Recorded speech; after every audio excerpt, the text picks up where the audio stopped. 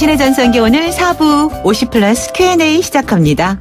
50플러스 Q&A 이 시간은 저희 화요일에 4부에 함께하는 코너죠. 늘 인생 제2막을 준비하는 여러분을 위한, 우리를 위한 일자리, 재테크, 부동산 그리고 취미생활까지 아주 다양하고 알찬 정보들로 꾸며나가고 있는데요. 오늘 이 시간은 그 가운데 우리의 미래에 대해서 이야기를 해보는 시간으로 꾸며볼까 합니다. 올해가 황금 개띠 해라고 하잖아요. 그런데 우리나라에서는 개띠 하면 그냥 딱 떠오르는 게 58년 개띠. 이렇게 떠오르잖아요. 근데 이 58년 개띠 참, 사회적으로 왕성한 활동들을 많이 하고 계시고 유명한 분들도 많고, 그런데 이 58년 개띠가 이제 60이 되고, 하고 있던 그 직장, 일자리에서 서서히 이제 올해를 기점으로 은퇴를 하는 시기이기도 합니다. 그래서 58년 개띠를 통해서, 우리 미래의 한국 사회를 좀 전망해보고, 그렇다면 58년 개띠뿐만이 아니라 우리는 어떻게 대비를 해야 할지, 어떤 준비를 해야 할지 하는 것에 대해서 이야기를 좀 나눠보는 시간 마련했습니다. 서울대학교 보건대학원 인구학자인 조영태 교수 자리 함께 하셨습니다. 안녕하세요. 네, 안녕하십니까. 네, 반갑습니다. 왠지 우리 교수님은 책을 정해진 미래라는 책도 쓰셨잖아요. 네네. 그래서 미래학자 같은 느낌도 저는 살짝 들었어요. 네네. 근데 이제 인구학자시라고요. 맞습니다. 네. 근데 인구학을 통해서 미래를 알 수 있다고 하셨는데요. 네. 이제 인구학이라는 거는 인구 변동을 통해서 사회가 바뀌어가는 모습들을 분석하고 해석하는 그런 학문이거든요. 네. 그러니까 우리가 오늘의 사회를 알기 위해서는 오늘의 인구를 알아야 되고, 네. 그다음에 미래의 사회를 알고 싶으면은 가장 기본이 되는 게 미래의 인구를 알아야 됩니다. 네.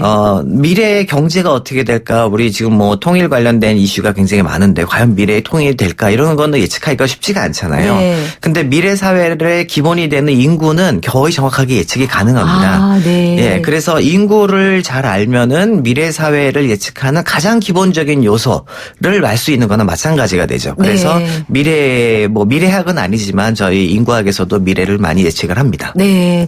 그것이 이제 예전부터 그런 것이 이제 연결된 건가요? 우리가 58년 개띠 하면 네. 베이비부머 1세대라고들 얘기를 하고, 네. 가장 많이 태어난 그 인구 숫자를 맞습니다. 봤을 때요. 그리고 그렇기 때문에 사회적인 활동도 상당히 많이 하는 걸로 알고 있잖아요. 네네. 그래서 그런지 이상하게 보통 뭐 나이나 뭐 띠 같은 거 물어볼 때 몇 살이에요 하면 몇 살입니다 하거나 아니면 몇 년도생이에요, 무슨 띠예요 이렇게 물어보는데, 네. 거의 다 58년 개띠세요? 아니면 저 58년 개띠인데요? 이렇게 한꺼번에 묶어가는 경향이 그렇죠. 있어요. 예, 네. 사실 다른 연령에서 그렇게 띠하고 연령을 얘기하는 경우는 거의 없어요. 네. 저는 72년생 쥐띠지만 네. 어디 가가지고 72년생 쥐띠라고 얘기를 절대 안 그렇죠. 하거든요. 네. 근데 58년들은 유독 그렇게 말씀들을 하세요. 네. 그래서 그 이유에 대한 거는 사실 뭐 분분합니다. 네. 뭐 예를 들어서 이 58년 개띠들이 중학교에서 고등학교 올라가는 시점에 그전에는 본고사가 있었는데 본고사가 사라지고 뭐 소위 말하는 뺑뺑이 세대가 되고, 네.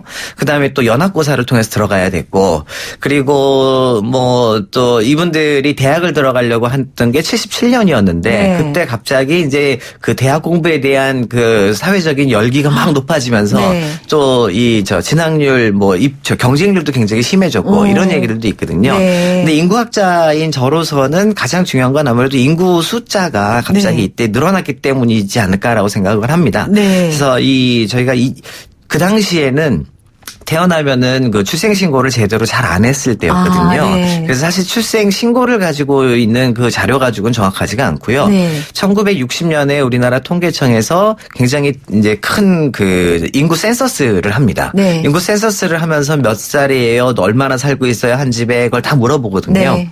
그걸 물어봤는데 만 2세의 아이들이 제일 크게 나왔던 거예요. 네. 60년이니까 만 2세를 돌아가보면 그게 58년 개띠였습니다. 그렇군요. 그게 100만 명이 넘었어요. 네. 그래서 이전 세대에 아무도 100만 명이 넘지 않았던 거를 이 58년 개띠들이 100만 명이 넘어서 그때부터 아마 좀 특별해지지 않았을까 네. 이런 생각들을 합니다. 네. 그렇기 때문에 어쩌면 이 58년 개띠들이 그런 지나왔던 과거를 한번 돌아보면서 그거를 토대로 어쩌면 미래도 예측할 수 있게 되는 건가요? 미래를 예측하는 거는 저는 사실 이제 과거보다는요. 네. 58년 개띠들이 앞으로 어떻게 살아가실까가 그 한국 사회의 미래에 굉장히 중요한 이정표들을 많이 보여주실 것 같아요. 네, 네. 그래서 저는 이제 58년 개띠에 굉장히 주목을 하고 있는데요. 네. 예컨대 이런 겁니다. 올해 58년 개띠들이 공식적으로 이제 은퇴를 많이 하시잖아요. 하죠. 네. 근데 물론 이미 은퇴하신 분들도 많이 계시고요. 네.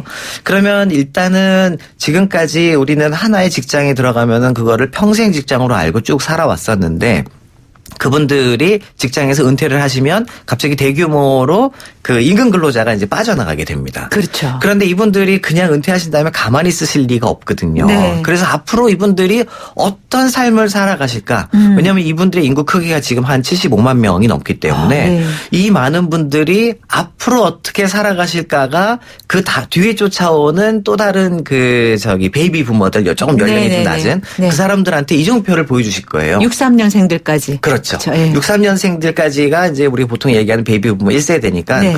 그들한테 은퇴를 한 다음에 나도 저렇게 살아야 되는구나를 보여주실 거거든요. 네, 네. 그래서 이분들이 어떻게 사는지가 아마도 앞으로 향후 한 5년 동안에 한국 사회의 모습을 크게 바꿔놓을 가능성이 큽니다. 우리 한국 사회의 영향력이 또 상당히 커지는. 그렇죠. 그런- 지금까지도 영향력이 많으셨고 네, 우리 네. 뭐 연예계에도 그렇고 그다음에 기업에도 그렇고 정치계에도 그렇고 네. 굉장히 많은 분들이 58년 개띠시거든요. 네. 아무래도 인구가 많으니까요. 네. 근데 그분들이 이제 새로운 인생 2막을 보여주실 거기 때문에 네. 아주 큰 영향력이 있을 것 같습니다. 네. 그런데 이제 아까도 말씀 중에 얘기가 나왔지만 은퇴를 했다고 해서 아무 일도 안 하고 그냥 있을 수는 없잖아요. 네네. 우리가 점점 이제 살아갈 날이 많아지잖아요. 고령화 네네. 사회로 다가가니까. 네. 그래서 아무 일도 안 할 수가 없는 게 사실 현실인데 네. 이 은퇴 이후의 그 연령층도 그렇지만 사실 지금 젊은이들도 일자리가 없어서 난리잖아요. 네네. 그래서 이렇게 그 일자리를 둘러싼 어떤 세대 간의 갈등 같은 충분히 것도. 가능합니다. 네. 일단은 58년 개띠분들이 올해 은퇴를 하시는데 그분들이 기대 수명이라는 게 있어요. 네. 그래서 앞으로 얼마를 더 사실 거냐 아마 굉장히 궁금하실 분들도 많을 것 같아요. 네.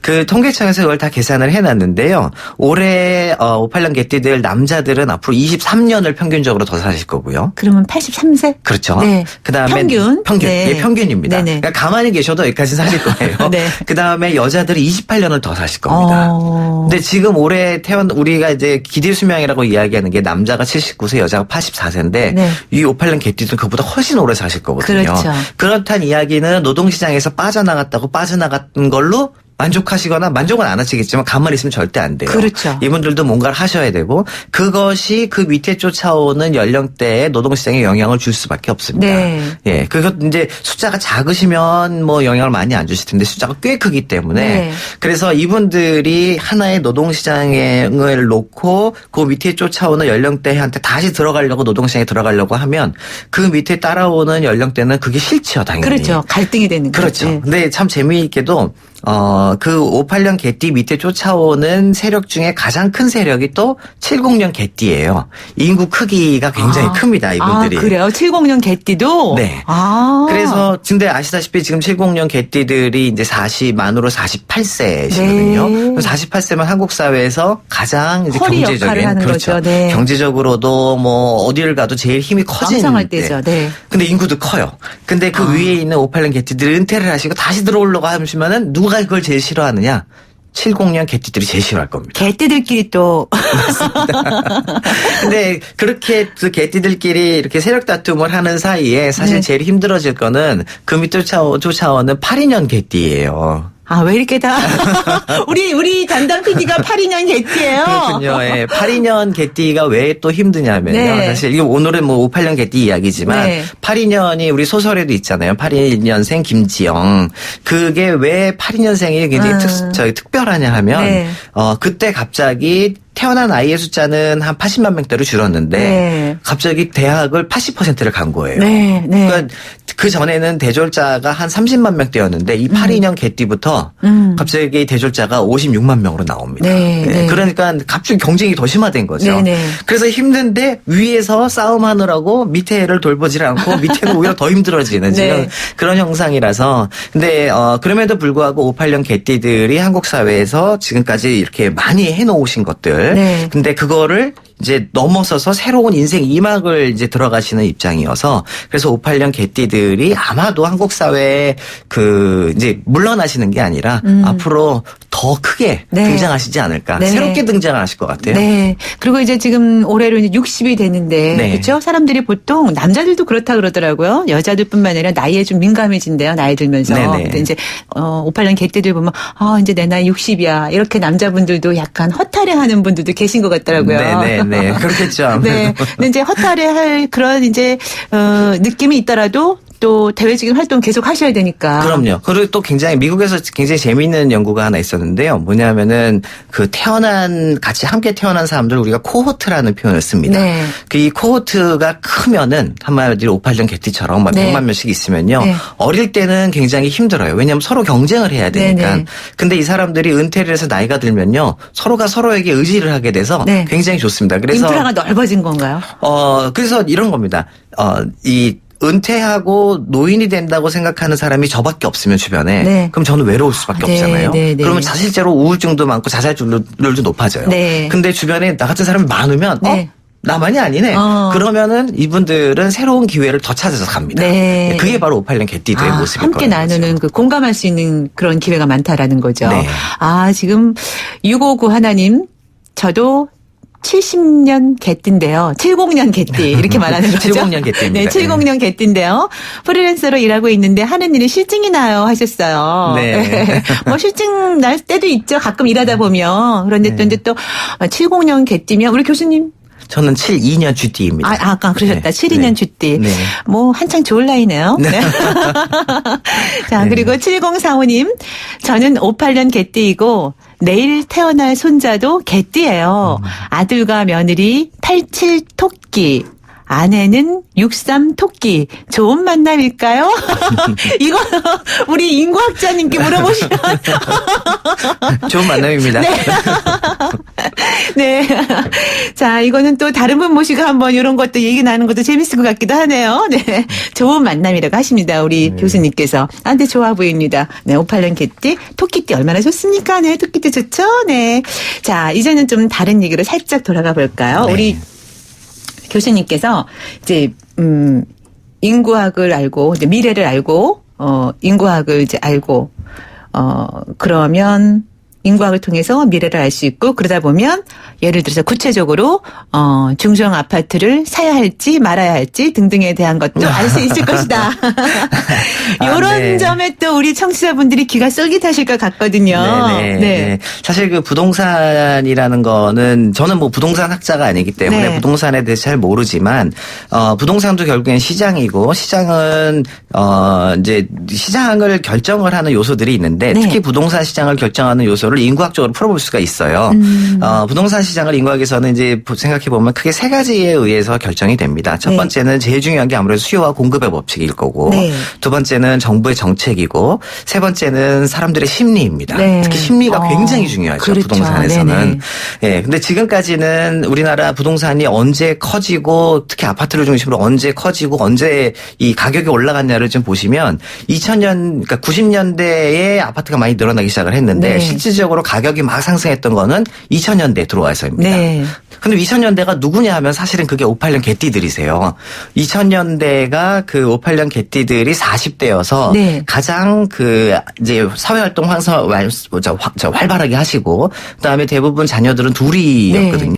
4인 가구가 아주 많은데 이 사람들이 아파트를 원하면 당연히 수요가 많아지니까 가격은 오를 수밖에 없습니다. 네. 근데 그 밑에 쫓아오는 이제 70년 개띠들이 또 있는데 이 사람들도 인구가 크고 그래서 위가 가격을 올려놓은 걸 밑에서 받쳐주니까 가격은 더 올라갈 수밖에 네. 없었던 거였거든요. 네. 근데 이게 이제 58년 개띠들이 자녀들은 성장해서 나가고 이제 요번에 은퇴를 하시면 네. 그 다음에 부동산을 어떻게 할 것이냐. 이분들이 그래도 자산은 있으십니다. 네. 왜냐하면은 월급은 많지가 않으셨을 수 있었어도 그래도 2000년대 들어서 내가 가지고 있었던 아파트가 갑자기 그 가치가 상승하고, 떴거든요. 네. 네, 그래서 자산은 있는데 내가 무언가를 새로운 일을 하려면 자금이 있어야 되잖아요. 현금이 있어야 네. 되잖아요. 현금이 없는 경우에 제일 먼저 할 일은 일단은 연금, 보험, 네. 이런 거를 깨는 겁니다. 네, 그러니까 네. 보험이나 혹은 적금을 깨는 건데 그럼에도 불구하고 더 필요하다 그러면 이제 집을 저는 줄이는 거. 집을 줄여가는 네. 거죠. 그래서 지금 컸던 집을 줄여 나가시려고 하는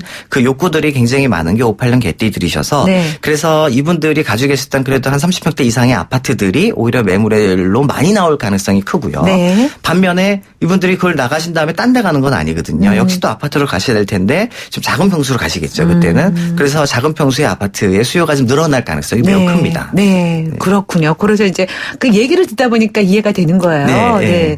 근데 이제 이렇게 뭐 요즘에는 평생 직장이라는 그런 개념이 사실 없죠. 점점 없죠. 네. 586 개띠분들만 하셔도 평생 직장을 해주셨는데 그 밑에 쫓아오는 연령대들은 뭐 70년 개띠도 아마 평생 직장으로 가실 겁니다. 네네. 혹은 평생 직장은 아니어도 평생 같은 직종은 될 수가 그렇죠. 있습니다. 직종이 중요한 거죠. 네네. 네. 근데 그 밑에 쫓아오는 82년 개띠들은 아마 직종도 많이 달라지지 않을까 네. 생각이 듭니다. 그러니까 급작하게 빠르게 변화가 되는 그렇죠. 거군요. 네. 근데 이제 586 개띠들이 지금 이제 은퇴 시기다 지금이 많이들 네. 한다고 말씀하셨지만 그렇다고 해서 은퇴 외에 일을 안 할 수도 없는 노릇이고 네네. 하는데 또 은퇴라는 말이 점점 없어지는 것 같아요. 그렇게 생각하다 보면. 그렇죠. 네. 예, 은퇴라는 거는 사실 그 자기가 계속 평생 했던 일에서 이제 빠져나가는 게 은퇴인데 네. 지금은 점점 이제 앞으로는 평생 하고 있었던 일이 없어지면은 은퇴라는 개념도 사라질 거고 그다음에 노동시장에서도 계속 이제 계시는 그렇게 될 가능성이 매우 크고요. 네. 그다음에 586 개띠분들도 지금은 일단은 노동시장에서 나가시지만 다시 노동시장에 새롭게 들어오실 거기 때문에 네. 이건 마치 사회로 보면 이런 겁니다. 우리가 대학을 졸업하거나 고등학교를 졸업한 친구들이 신규 진입을 하잖아요. 네. 이 586 개띠도 사실은 신규 진입하는 거나 마찬가지예요. 네. 단지 자기가 옛날에 했던 일에서 벗어난 다른 일을 하는 거죠. 네네. 그것이 창업을 할 수도 있는 거고 아니면은 정말 자영업자가 될 수도 있는 거고요. 네. 아니면 또 다른 그 비정규직으로 다른 그 임금 근로자로 들어갈 수도 있는 거고요. 네. 근데 이분들은 어쨌든 지금까지 하지 않았던 일을 새롭게 시작하는 거라서 네. 그거는 새로운 일이나 마찬가지예요. 네, 네. 그래서 사실 저는 좀 정부에다가 언제 좀 얘기를 좀 하는데 그게 네. 뭐냐면 정부는 청년에 대한 지금 일자리 지원 정책을 굉장히 많이 하고 있어요. 네. 근데 그건 못지않게 중요한 게 지금 요 586 개띠들 혹은 앞으로 은퇴하신 다음에 네. 이분들이 어떻게 살아가실지를 네. 지원을 해줘야만 한다. 네. 왜냐하면 이분들에 대한 지원이 왜 중요하냐면요. 이분들이 은퇴해서 정말로 다 빠져나가시게 되면은 아무래도 시장 규모가 줄어들 수밖에 없잖아요. 그렇죠. 네. 그러니까 이분들이 계속 경제 활동을 해주셔야만 시장 규모가 유지가 되는데 네. 이분들이 빠져나가는 게 밑에 세대한테 도움이 될 거냐, 그러니까 득이냐 해냐 하면은 해일 가능성이 더 큽니다. 네. 그래서 이분들이 계속 노동시장에 남아서 경제 활동을 하도록 도와주는 정책이 궁극적으로는 청년을 위한 정책일 수도 있습니다. 네네. 아, 그렇군요. 아, 근데 지금 문자가 관심들이 많으십니다. 역시. 7947님은 은퇴하고도 그렇게 오래 산다니요. 인구학자가 보시기엔 국민연금이 망할 일은 없나요? 국민연금만 믿어도 될지 걱정이에요. 하셨어요. 네.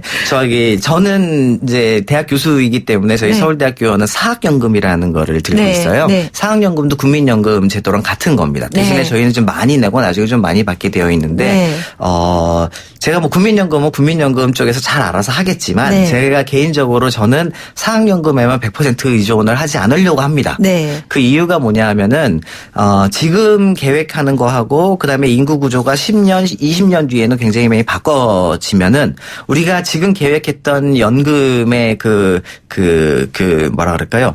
이 제도들, 지금 예상하고 있는 것들이 달라질 가능성이 있어요. 네. 근데 그게 좋아지는 쪽으로 달라질 가능성보다는 나빠질 쪽으로 달라질 가능성이 좀 커요. 아. 그래서 저 같은 경우는 그러니까 개인적인 네. 그런 삶의 모습인데 저는 연금에 저의 미래를 노후를 100% 이렇게 의존하지 말자가 네. 저의 생활 모토 중에 하나입니다. 아, 그렇다면 우리는 우리의 그 노후를 기존에 생각했던 틀에서 살짝 벗어나서 준비를 해야 될 것 같다는 생각도 들어요. 교수님 네네. 말씀 듣다 보니까 네. 어떻게 기존의 방식에서 탈피해서 노후를 준비하는 게 좋을까요? 그러니까 기존의 방식이라는 거 이럴 것 같습니다. 저희가 인생을 살아가면서 자식들이 있고 자식들한테 모든 걸 올인을 해왔습니다. 네. 올인을 했고 그래서 그 바람에 제가 가지고 있는 거는 달랑 뭐 집 한 채. 네. 그거라도 있으면 굉장히 좋은 거죠. 네. 그다음에는 현금 자산은 거의 없는. 네. 근데 매달 들어올 거는 연금밖에 없고요. 네. 그런 경우에는 사실 굉장히 위험해요.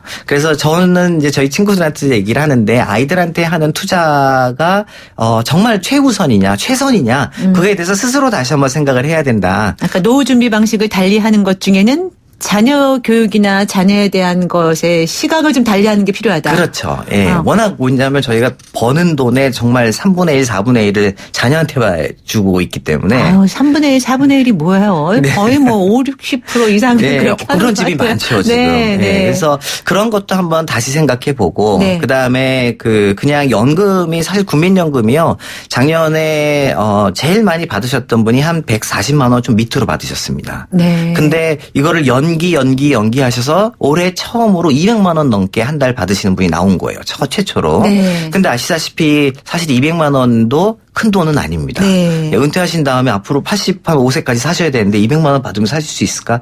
불가능할 수도 있거든요. 네. 그래서 그거에만 의존해야지라고 생각하시는 것보다는 다른 것들을 준비를 또 해놓으셔야 할 필요가 있습니다. 그 다른 것들을 준비한다는 게 참 애매모호하고 어렵습니다. 굉장히 어렵죠. 네. 예. 그런데 그게 그러니까 공적인 연금만이 내 인생의 모두 다다라고 생각하시면 그러면 제 노후는 굉장히 어려워질 수밖에 없으니 네. 예, 그거를 어떤 방식으로라도 준비는 하셔야 될 것 같습니다. 네. 그렇더라도 힘들고 고민이 되더라도 또 앞으로는 좀 긍정적인 그 삶의 모습들을 생각하면서 네. 이 변화를 추구하면 얼마든지 가능성이 있는 거죠. 그럼요. 나이가 있더라도. 그럼요. 저는 그래서 이 아까 58년 개띠가 중요하다고 말씀을 드렸는데요. 네. 그 이유가 뭐냐면 이분들이 은퇴를 하시지만 그냥 나는 은퇴했으니까 이제 집에서 노후를 보낼 거야라고 생각하시는 분은 아무도 없으실 거예요. 네, 네. 그래서 이분들이 계속 이 생산 활동을 계속 해주실 거고요. 생산 활동을 하신다는 이야기는 그만큼 이제 연금만이 아니라 다른 거를 자기 스스로 만들어내실 분들이기 때문에 네. 근데 그럴 능력이 이전의 고령자들에 비해서 58년 개띠는 굉장히 높아요. 네. 예, 그 이유가 뭐냐면요. 이분들이 사실 대학 진학률도 갑자기 30%대로 높아졌고요. 네. 그 다음에 이분들이 성장하실 때 우리가 이제 컴퓨터가 모든 걸 다 바꿔놨는데 네. 컴퓨터를 가지고 성장하셨던 분들이 이분들이고요. 네. 우리가 뭐 요즘 얘기하는 AI 막 얘기를 하잖아요. 네, 네. AI를 만들어 개념이라도 이런 개념 같은 걸 만들어 놓으신 분들도 다 58년 개띠. 인공지능. 그렇죠. 예. 그래서 이분들이 그 기존에 계셨던 이미 은퇴를 하셨던 그 노인분들하고 이분들은 굉장히 다른 세대라서. 네. 예. 그래서 아마도 저는 충분히 능력도 있으시고 그래서 그렇게 크게 걱정 안 하셔도 되겠다. 단지 정부가 이분들의 노후에 대해서 조금 노후를 그러니까 보장해 드리는 것보다는 새로운 인생 2막을 설계하시는 데 있어서 도움이 되는 정책들을 좀 많이 좀 내주셨으면 좋겠다라는 게 저희 바람입니다. 네. 오늘 58년 개띠. 베이브머 1세대인 그 스타트 문을 연 58년 개띠를 중심으로 이제 은퇴 이후 삶에 대한 이야기를 나눠봤는데요. 비단 뭐 58년 개띠뿐만이 아니라 우리 당신의 전승기 오늘을 청취하고 계신 우리 애청자분들께서도 많이 고민하는 이야기일 거예요. 은퇴 이후의 삶. 오늘 이렇게 또 우리 교수님과 함께 그 인과학적인 측면에서 또 미래를 한번 이렇게 이야기를 해보니까 또 새롭게 달라지는 시선이 좀 있어요. 네, 우리 애청자분들도 그런 거 아마 많이 발견하셨을 것 같습니다.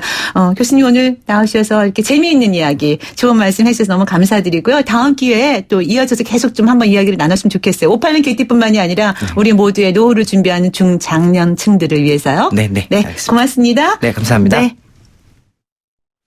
당신의 전성기 오늘 함께 한 시간 어떠셨습니까?